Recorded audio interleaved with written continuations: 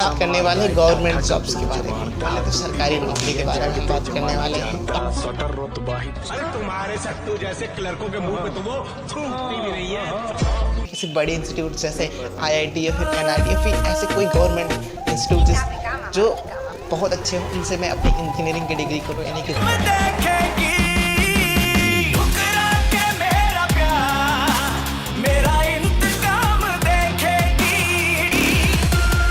एक छात्र अपनी क्लास 12th मैथ सब्जेक्ट के साथ पास करता है तो उसके दिमाग में या फिर उसका सपना कहीं ना कहीं होता है कि मैं किसी बड़े इंस्टीट्यूट जैसे आईआईटी या फिर एनआईटी या फिर ऐसे कोई गवर्नमेंट इंस्टीट्यूट जो बहुत अच्छे हो, उनसे मैं अपनी इंजीनियरिंग की डिग्री करूँ, यानी कि बीटेक करूँ। या फिर कुछ ऐसे एग्ज़ाम्स होते हैं जो आपको देने पड़ते हैं, तो उन सब के बारे में भी मैं डिटेल में बात करने वाला हूँ। सबसे पहले मैं बात करने वाला हूँ कि बीटेक की डिग्री के बारे में। अगर आप बीटेक करना चाहते हैं आईआईटी और एनआईटी कॉलेज से, तो आपको उसके लिए जेईई मेंस का एग्ज़ाम देना पड़ता है। जेईई मेंस जब अगर आप पास करते हैं तो आपको एनआईटी कॉलेज में एडमिशन मिलता है। उसके बाद अगर आप चाहते हैं कि आपको आईआईटी कॉलेज में एडमिशन मिले तो आपको जेईई मेन निकालने के बाद आपको जेईई एडवांस एग्ज़ाम होता है, उसको देना पड़ता है। जब आप जेईई मेंस और जेईई एडवांस दोनों एग्ज़ाम निकाल लेते हैं और आपकी कुछ ऐसी रैंक आती है, कट ऑफ आती है, तो आपको उस कॉलेज में एडमिशन मिलते हैं। इस प्रोसेस को अगर आपको डिटेल में जानना है तो आप मुझे कमेंट में बता देना, मैं उस पर पूरी डिटेल में वीडियो बना दूंगा। या फिर आप गूगल यूट्यूब पर सर्च कर लेना कि कैसे तैयारी करते हैं, क्या क्या सिलेबस, सारी चीज़ें गूगल पर और यूट्यूब पर अवेलेबल हैं। इंजीनियरिंग में बहुत लोगों का सपना होता है कि हमें कंप्यूटर साइंस इंजीनियरिंग करनी है, यानी कि सीएससी करनी है, या फिर सिविल इंजीनियरिंग करनी है, या फिर ईसी में जाना है, या फिर ट्रिपल ई में जाना है। तो ये चीज़ें आपके चॉइस पर भी डिपेंड करती हैं कि आपको क्या अच्छा लगता है, आपका इंटरेस्ट क्या है, आपको कौन सी इंजीनियरिंग लाइन अच्छी लगती है। तो ऐसे कुछ इंजीनियरिंग करने जाते हैं तो आपकी जो कट ऑफ रैंक आती है उसके बेस पर आपको ब्रांचेस दी जाती है। जानते हैं कि इंजीनियरिंग में क्या क्या ब्रांच होती हैं, तो मैं बता दे रहा हूँ। Science engineering, civil engineering, mechanical engineering, biotechnology, metallurgy, aeronautical और automobile, marine engineering, triple E, ऐसे और भी इंजीनियरिंग होती हैं, आप सर्च करके देख सकते हैं। सेकेंड ऑप्शन के बारे में हम बात करने वाले बीएससी। बीएससी में आप केमिस्ट्री में बीएससी कर सकते हैं, फिजिक्स में कर सकते हैं, मैथ में कर सकते हैं, है ना। ऐसे बीएससी के बहुत सारे ऑप्शंस होते हैं जिसमें आप बीएससी कर सकते हैं। बीएससी के बाद आप चाहे तो एमएससी कर सकते हैं या फिर पीएचडी कर सकते हैं। जैसे आपने अगर बीटेक कर लिया तो आप बीटेक के बाद एमटेक कर सकते हैं, उसके बाद पीएचडी कर सकते हैं।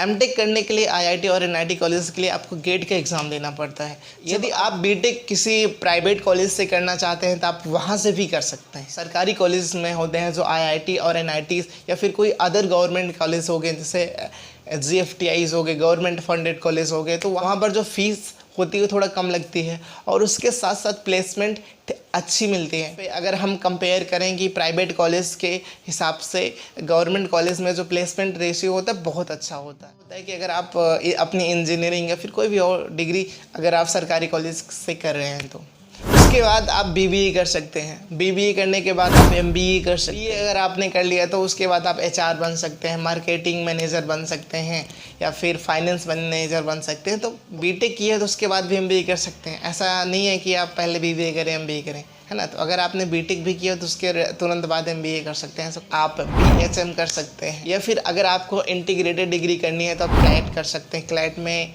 जैसे कि तो बीएससी प्लस एलएलबी या बीबीए प्लस एलएलबी या बीकॉम प्लस एलएलबी, आप एनडीए का एग्ज़ाम दे सकते हैं। एनडीए में आप आर्मी और नेवी और एयरफोर्स में लाइने में जा सकते हैं। अगर आप नेवी और एयरफोर्स में जाना चाहते हैं तो आपको पीसीएम मस्ट होना चाहिए। इंडियन आर्मी में ह्यूमैनिटी और कॉमर्स के बच्चे भी ज्वाइन कर सकते हैं।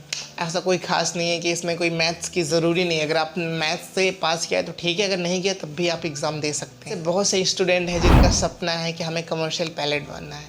आपको बता दूं, अगर आपका सपना है कमर्शियल पायलट बनना तो आप बन सकते। देख लीजिए, इसके लिए थोड़ा टाइम ज़्यादा लगता है यार। अगर आपके घर वाले या फिर आपकी फाइनेंशियल कंडीशन बहुत अच्छी नहीं है तो थोड़ा दिक्कत दे सकता है, क्योंकि इस चीज़ को करने के लिए थोड़ा फाइनेंशियल बैकग्राउंड ठीक ठाक होना चाहिए। आपने फ्लाइंग लिस्ट का नाम सुना होगा, तो पायलट रह चुके हैं। उन्होंने एक वीडियो बनाया था और उन्होंने बताया था कि हाँ, आप कमर्शियल पायलट कैसे बन सकते हैं। सारी प्रोसेस उन्होंने अपने वीडियो में एक्सप्लेन भी किया है, तो आप वहाँ जाके देख सकते हैं, या फिर मैं लिंक दे रहा हूँ। नीचे डिस्क्रिप्शन में लिंक दे रहा हूँ, आप वहाँ से भी देख सकते हैं। ऑप्शन आप देख सकते हैं मास कम्युनिकेशन में जैसे मीडिया लाइन में जा सकते हैं, या फिर आप जर्नलिस्ट बन सकते हैं, एडिटर बन सकते हैं, रेडियोज ऑफ इमेज ऑफ वगैरह कर सकते हैं। अब हम बात करने वाले हैं गवर्नमेंट जॉब्स के बारे में। पहले तो सरकारी नौकरी के बारे में बात करने वाले हैं।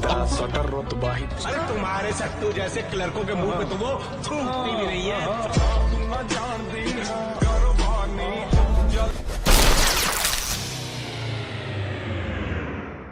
खुद गर्जी का अंजाम देखेगी, ठुकरा के मेरा प्यार मेरा इंतकाम देखेगी।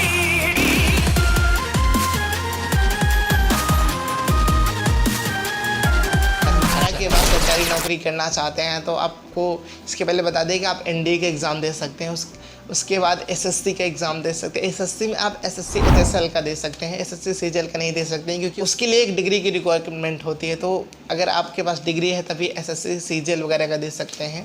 एसएससी एचएसएल का देना चाहते हैं तो आप 12th के बाद भी दे सकते हैं। सब कैरियर ऑप्शन को आप देख सकते हैं। अब हम बात करने वाले हैं कि अगर आप 12th के स्टूडेंट हैं तो ऐसे कौन कौन से गवर्नमेंट एग्ज़ाम्स हैं या फिर जॉब्स हैं जिसे आप कर सकते हैं। सबसे पहले आप देख सकते हैं सेंट्रल आर्मड फोर्स, जैसे कि बीएसएफ और सीआरपीएफ वगैरह के बारे में देख सकते हैं। इसकी जो सैलरी वगैरह है ये 3.5 के अप्रॉक्सीमेट होती है। और हेड कांस्टेबल के बारे में देख सकते हैं और सीआरपीएफ के बारे में देख सकते हैं। उसके बाद आप देख सकते हैं इसी लाइन में हेड कांस्टेबल जनरल के बारे में।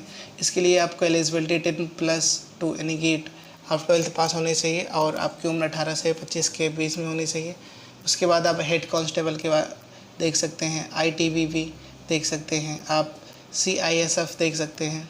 इसकी सैलरी 4.5 के अप्रॉक्सीमेट होती है और इसमें इसी में होता है हेड कांस्टेबल, इसके बारे में आप देख सकते हैं।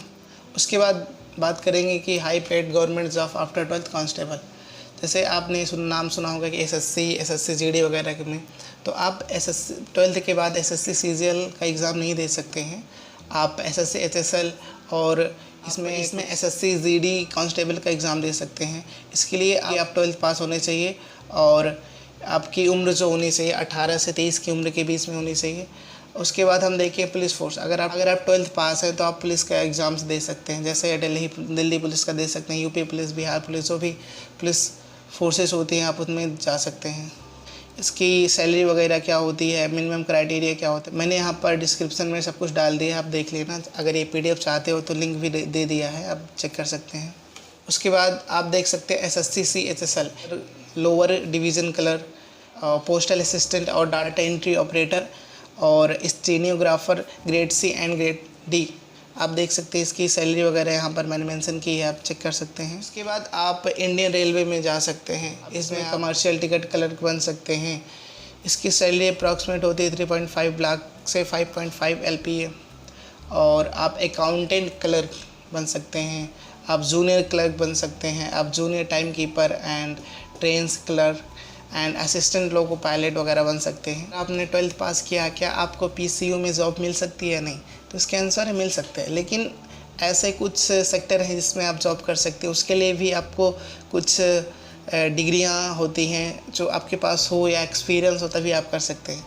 जैसे आप जूनियर असिस्टेंट का काम कर सकते हैं, इसके लिए आपकी उम्र 18 से 33 यानी कि 18 से 33 के बीच में होनी चाहिए। और इसकी जो सैलरी वगैरह होती है 26,000 से 90,000 पर मंथ होती है। इसमें आपका डिप्लोमा या फिर certificate in computer application of minimum 06 month duration का होना चाहिए, ठीक है। उसके बाद आपने नाम सुना होगा कि इंडियन ऑयल कॉर्पोरेशन में आप जॉब कर सकते हैं डाटा एंट्री ऑपरेटर की। इसके लिए आपकी उम्र 18 से 24 होनी चाहिए, 10+12 आप सादा पास होने चाहिए।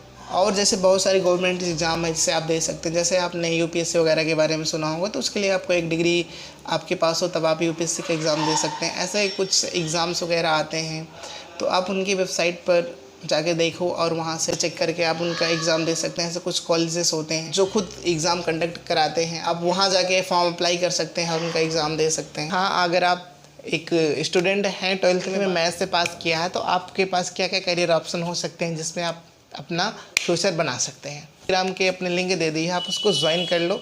वहाँ पर आप अपने डाउट्स वगैरह पूछ सकते हो, किसी भी चीज़ से रिलेटेड डाउट हो तो आप पूछ सकते हो। तब तक के लिए चलते हैं दोस्तों, जय हिंद, चैनल को लाइक सब्सक्राइब हो जाना चाहिए अब तक यार, और अपने दोस्तों के साथ शेयर भी कर दो, जो आपके छोटे भाई बहन हैं उनके साथ शेयर कर दो।